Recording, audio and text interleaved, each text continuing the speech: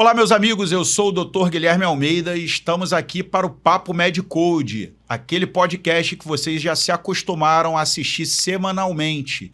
Queria fazer um pedido para vocês se inscreverem no canal. Estamos contando com a ajuda de vocês. Hoje eu estou aqui presente junto com o Dr. Áureo do Carmo e a gente vai falar sobre um tema super na moda aí, a digitalização da medicina, a medicina na era digital, a medicina do novo século, a medicina da nova revolução industrial, que é a inteligência artificial. Áureo, gosta do tema? O tema tudo a ver com você, né? Com certeza. Boa noite aí a todos. É o nosso dia a dia, né? Hoje eu sempre fui aficionado, né, pela informática. Fiz até uma pós-graduação em informática em saúde, né? Então, sempre me interessei pelo tema, que eu vejo o computador, né, e a informática como uma grande ferramenta também no nosso dia a dia, né? Uma ferramenta que facilita a nossa obtenção de informação e que hoje, com a inteligência artificial, facilita outras coisas também na nossa vida, né?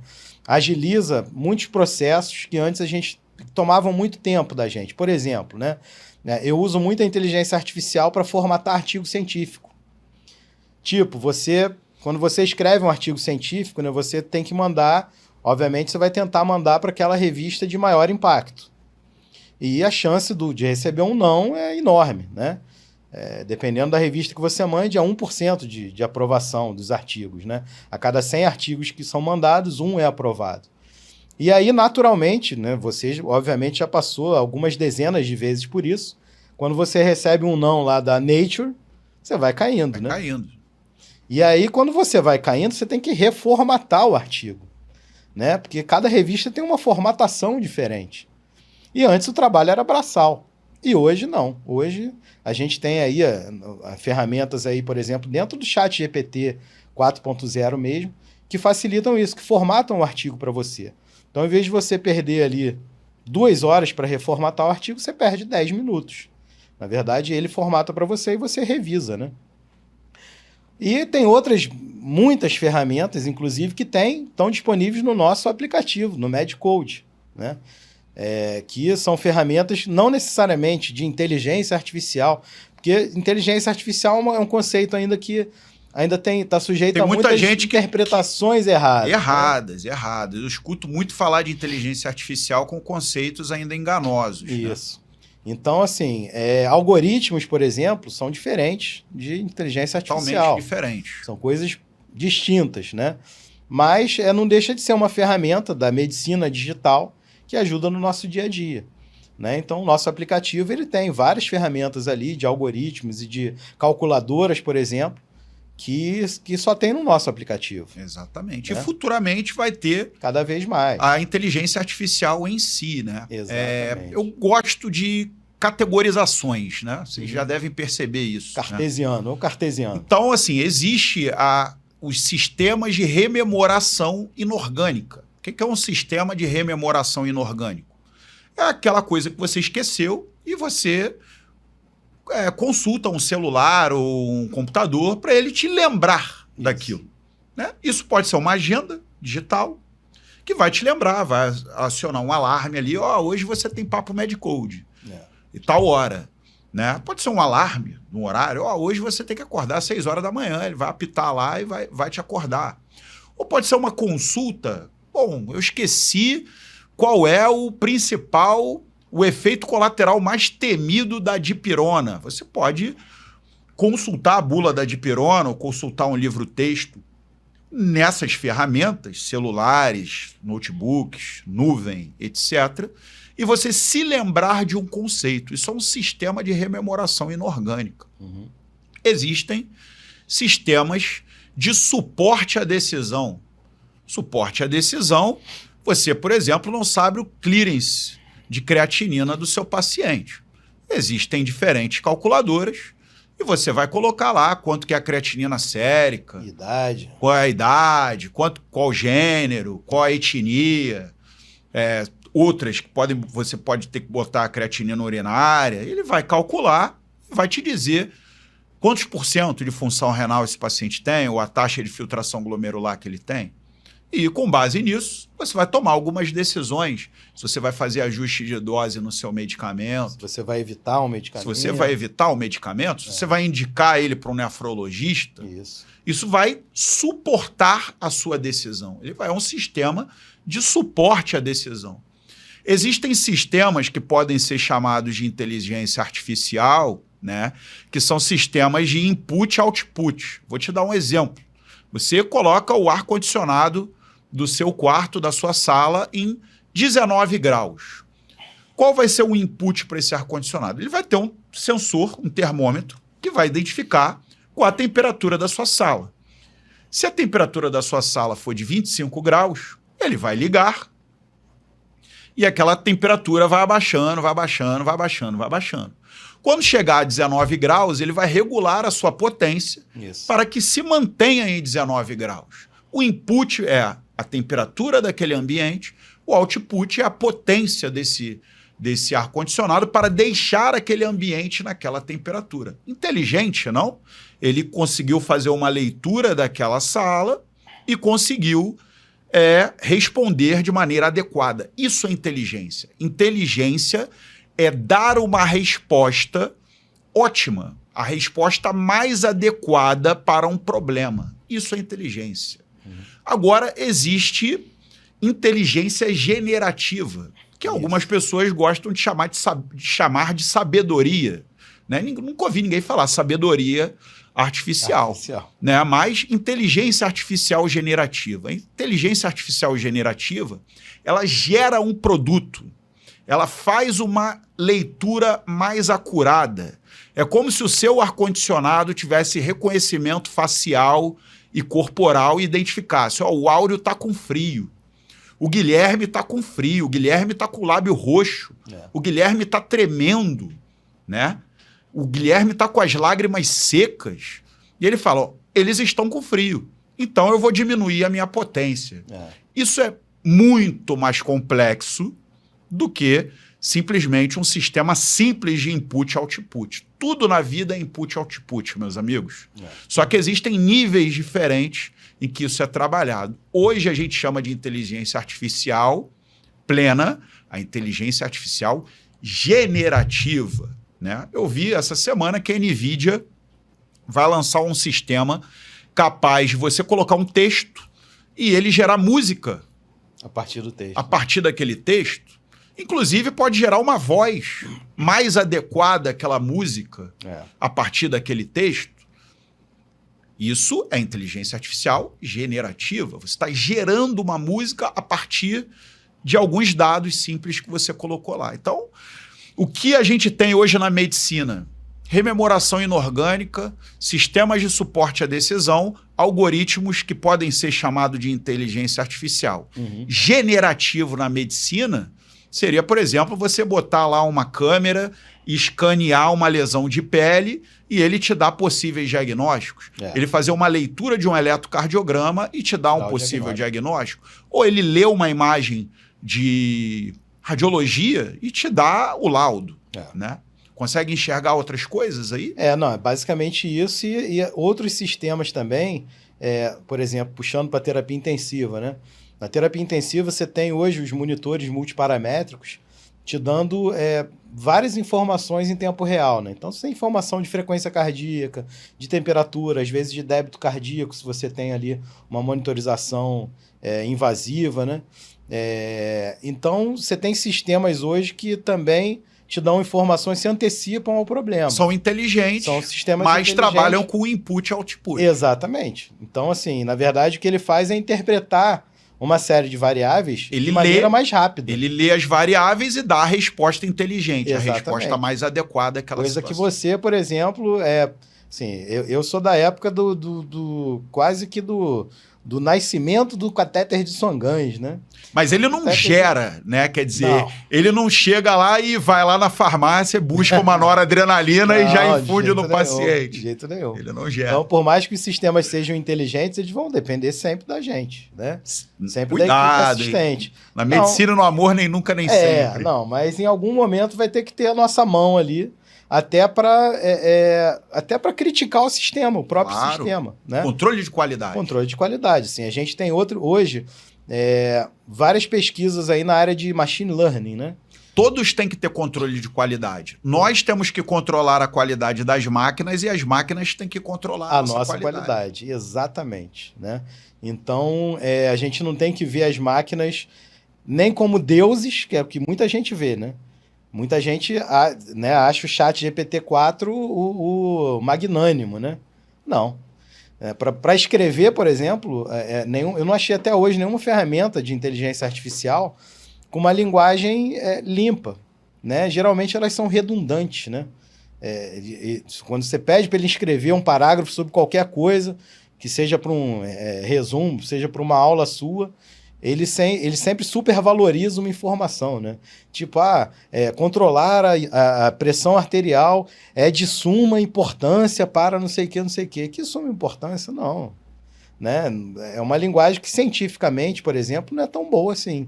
É porque é adjetivo, né? Os adjetivos são subjetivos. E a linguagem científica, ela tende a reduzir a subjetividade. Então, não que a subjetividade não tem espaço. Não, tem, claro que tem. Mas, assim, a gente tem que saber no que a gente vai aplicar determinadas ferramentas de inteligência artificial.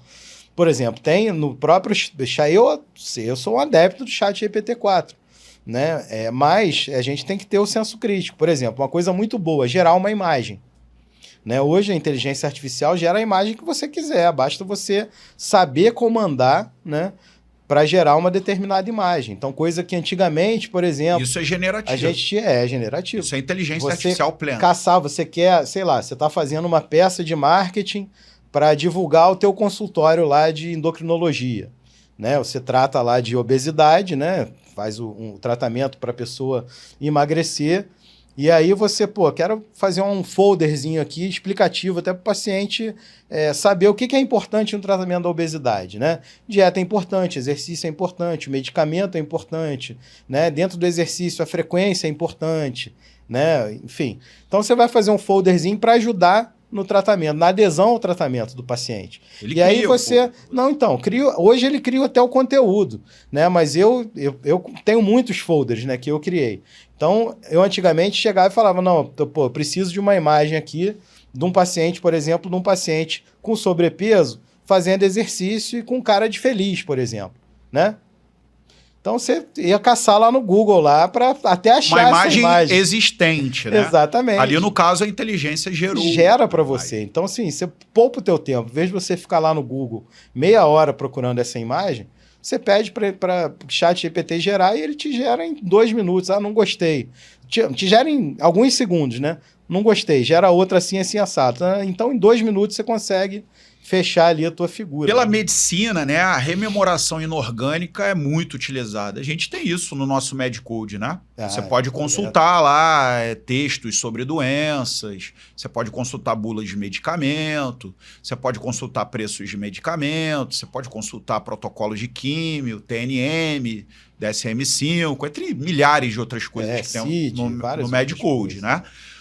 Ele tem também ferramentas de suporte à decisão, né? Ele tem lá calculadoras e scores, né? Para você poder calcular risco de TEP, risco de sangramento, né? Idade, altura para uma criança e etc. Clearance de creatinina. E ele tem também alguma coisa de algoritmo, né? Alguns algoritmos. De gasometria, por exemplo. Interpretação de gasometria. A gente está desenvolvendo outros, né? Mas assim, eu queria que você conseguisse enxergar alguma coisa generativa na medicina, um desafio. Você consegue ver papel para generativos na medicina? Gerar laudos? Onde que você acha que vai ter essa aplicação primeiro? Por exemplo, robôs fazendo cirurgias sem controle? Você consegue ver espaço na medicina para essas coisas? Generativas? Com certeza tem muito espaço, né? Isso já é uma realidade hoje, reconstrução, né? Em algumas cirurgias ortopédicas ou até de plástica, né? Com certeza. Então, assim, tem espaço, já é uma realidade. A gente tem áreas, por exemplo, hoje como radiologia, né? Radiologia, você tem os dois lados da moeda, né? Você tem o computador facilitando a vida do radiologista, né? Fazendo com que o laudo seja dado, por exemplo, de uma maneira mais rápida, né? E identificando muitas vezes algumas lesões ali, sinalizando para o radiologista, isso já existe hoje. Mas, ao mesmo tempo, você tem também o medo, e é um medo, obviamente, que é proporcional, né? Que dos radiologistas perderem espaço, né? Porque com a ajuda da máquina, muitas das vezes você diminui o seu quadro de médicos radiologistas, né? Para um determinado tipo de serviço, né? Então isso é um problema e é uma solução ao mesmo tempo. Assim, é aquela história do... a gente não deveria discutir, né, por que as máquinas estão fazendo trabalhos que os homens fazem. A gente talvez devesse discutir por que raios alguém iria querer fazer um trabalho que uma máquina consegue fazer. Né? Isso é uma discussão. Agora, essa questão do emprego e tal, isso vai levar a consequências econômicas, né? E essas consequências econômicas, conforme elas forem tomando corpo, elas podem ser até benéficas. Lógico. Você vai ter uma carga horária menor para os radiologistas, talvez ganhando melhor. Então, você vai comportar todos eles, mas, devido àquele número, você vai reduzir a carga horária de trabalho deles, porque a máquina faz grande parte do trabalho. Lógico que isso tem que ser conduzido com ética, né? Exatamente. E outra coisa que eu ressalto, gente, vejo lá, inteligência artificial é um risco à humanidade, é um perigo à humanidade. Inteligência é uma virtude. Virtude nunca pode ser risco a nada. Virtude é o desejo de todos nós. O risco não é inteligência, o risco é o contrário da inteligência. Né? Seja ela da máquina ou seja ela do ser humano, onde o contrário da inteligência é muito mais frequente, né? Então, eu sempre falo isso, o problema não é a inteligência artificial, é a burrice natural, né? Você compartilha da mesma ideia? Com certeza, eu acho que qualquer novidade, né? Ferramenta tem que ser usada para que ela se prontifique a fazer. Você não vai escovar o dente com a vassoura, né? Ferramenta é para ser usada para aquele determinado uso, né? Então, inteligência artificial é mais uma ferramenta que a gente tem os usos, mas que não vão substituir todas as funções. Não.